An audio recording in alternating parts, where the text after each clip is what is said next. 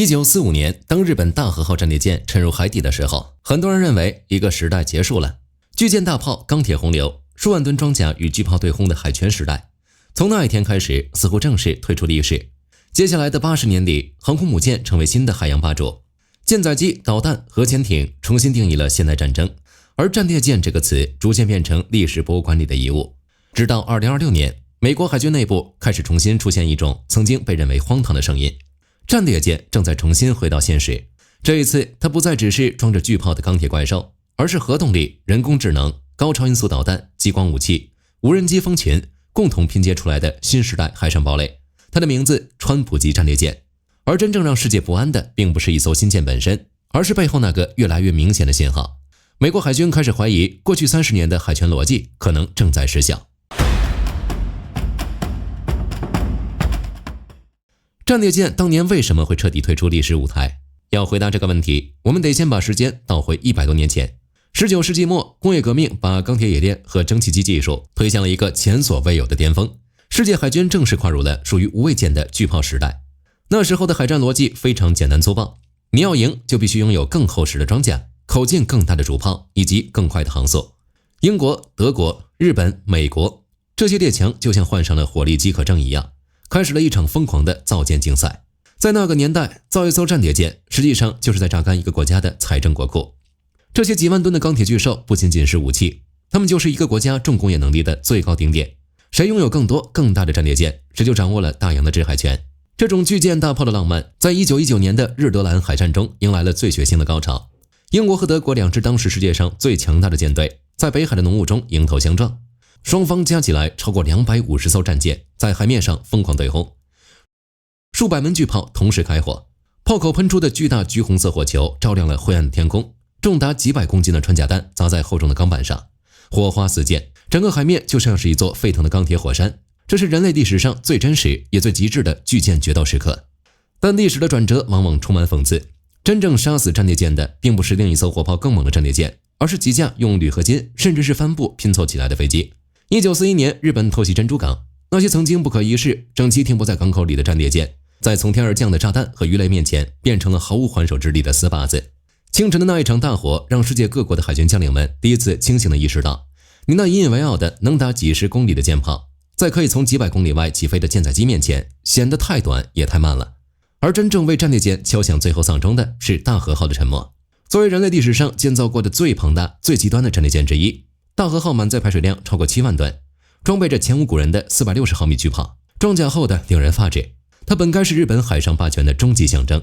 但在1945年4月的沖繩特攻中，這頭傾盡全國之力打造的鋼鐵巨獸，甚至都沒來得及進入主炮的射擊距離，看一眼敵人的軍艦。美軍壓根不跟他玩艦炮對轟，而是直接派出了300多架艦載機，像群狼一樣在幾十公里外對他進行了無死角的空中圍毆。在連續挨了10幾枚魚雷和數不清的炸彈後，這艘象徵着巨艦時代的圖騰帶着幾千名水兵沉入了冰冷的海底。從大和號沉沒的那一天起，世界海軍得出了一個鐵一般的結論：巨艦大炮的時代徹底結束了。誰的手更長，誰才能活下來。於是航空母艦正式取代了戰列艦，成為了新的海洋之王。在隨後的80年裡，美國人把航母的優勢發揮到了極點，他們建造了11艘10萬噸級的核動力超級航母，把制空權和制海權牢牢捏在手裡。在軍事圈一直流傳着一句聽起來像是在開玩笑，但卻是事實的話：在這個地球上能打敗美國海軍的只有另一半美國海軍。這就帶來了一個疑問：既然航母這麼好用，既然美軍在海面上已經天下無敵，那為什麼進入2026年，如此強大的五角大樓居然開始嫌棄自家的航母，甚至突然開始懷念起早就被淘汰的戰列艦了呢？其實答案很殘酷，因為大洋上的規矩又變了。當對手的反舰彈道導彈射程超過了航母艦載機的作戰半徑，當漫天都是幾千塊一架的自殺式無人機蜂群，美軍突然發現那些護航驅逐艦裡的防空攔截彈根本不夠用，而昂貴的超級航母一旦挨上一發，代價根本承受不起。他們迫切需要一艘能扛住饱和打擊、裝滿廉價防空激光、能提供无限火力的武器。於是，一張封存了80年的舊圖紙，在核電時代的催化下，正以一種令人倒吸涼氣的方式，重新擺上了美國海軍部長的辦公桌。過去幾十年裡，美國海軍一直堅信，航母戰鬥群就是終極答案。核動力航母宙斯盾系統全球部署能力構成了美國海權核心。但問題開始慢慢出現，首先是成本。一艘福特級航母造價已經超過130億美元，再加上艦載機、護航艦隊、維護體系，整體成本極其驚人。而更危險的是，現代導彈技術正在迅速擴散，高超音速導彈、反艦彈道導彈、遠程無人機正在讓大型水面艦艇面臨越來越大的壓力。過去，美國海軍最大的優勢是距離，敵人根本打不到航母，找不到艦載機。但現在情況正在變化。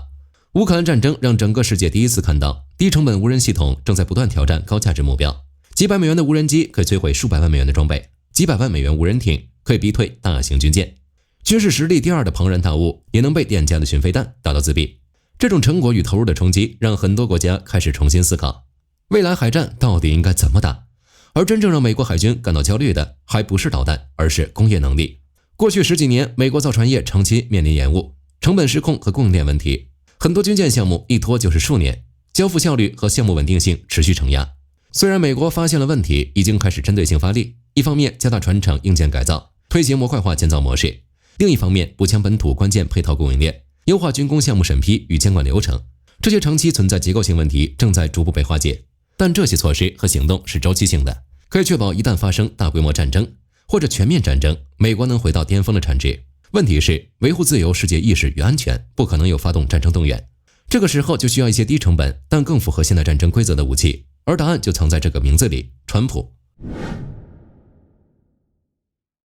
2026年，美國海軍內部已經正式出現一個新的長期路線，也就是川普級戰列艦。目前公開信息仍然有限，但幾個方向已經越來越明確。第一，核動力，因為未來大型艦艇需要越來越龐大的能源供應，激光武器、電磁炮、高功率雷達、AI 系統都會瘋狂消耗電力，傳統燃氣輪機很難長期支撐。第二，它不再是傳統意義上的巨炮艦。過去戰列艦核心是大口徑艦炮，但新時代戰列艦核心更像一個超級導彈平台，大量垂直發射單元、高超音速武器、遠程防空系統、無人機控制中心共同組成新的火力體系。第三，它的任務並不僅僅是作戰，某種程度上它更像是一種戰略象徵，因為美國海軍開始意識到未來太平洋可能會重新進入大艦隊對抗時代，而這種時代裡，美國需要一種擁有更強生存能力、更長時間持續作戰能力的大型海上堡壘。可以說，川普級真正反映的其實是美軍對於未來戰爭的預測。美國海軍開始擔心，舊時代那套航母絕對統治海洋的邏輯可能已經沒有過去那麼穩定。更重要的是，美國內部正在重新討論一個過去很少被提起的問題：如果未來爆發高強度大國戰爭，航母還能不能像過去一樣長期穩定靠近前線？因為今天的大洋已經和20年前完全不同，越來越多遠程反艦系統開始覆蓋關鍵海域，大型艦隊一旦暴露位置，可能很快就會面對飽和打擊。這也是為什麼美國海軍近幾年開始頻繁強調分布式海上作戰。過去那種依靠少數超級核心平台的方式，風險正在變高，艦隊需要更多節點、更多火力平台、更多無人系統。而川普級某種程度上就是這種思路下的產物。他希望同時擁有航母級能源、巡洋艦級火力、驅逐艦級防空、無人機母艦能力，甚至還需要具備長期遠洋持續部署能力。這種概念已經越來越不像傳統軍艦，反而更像一個移動海上基地。但問題呢，也隨之而來，當一艘軍艦承載的功能越來越多，也會變得越來越昂貴。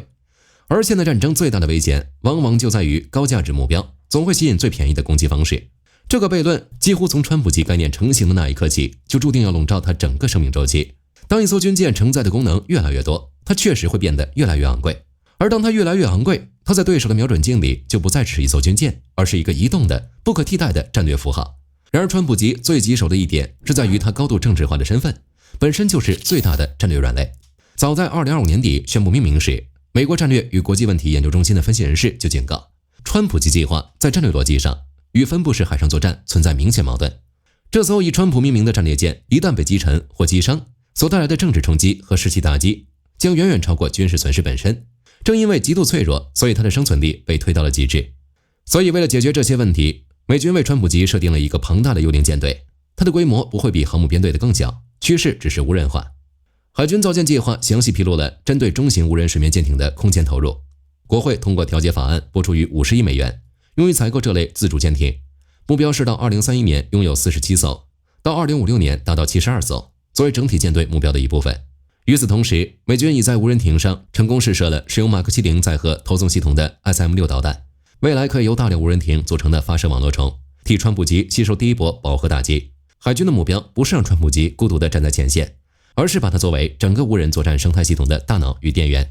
然後是非對稱的成本上，一方面，美國海軍準備今年起對300千瓦級激光攔截系統進行測試，這套系統一旦上線，每次攔截的成本將幾乎只等於發電的費用，從根本上改變了成本交換比的底層邏輯。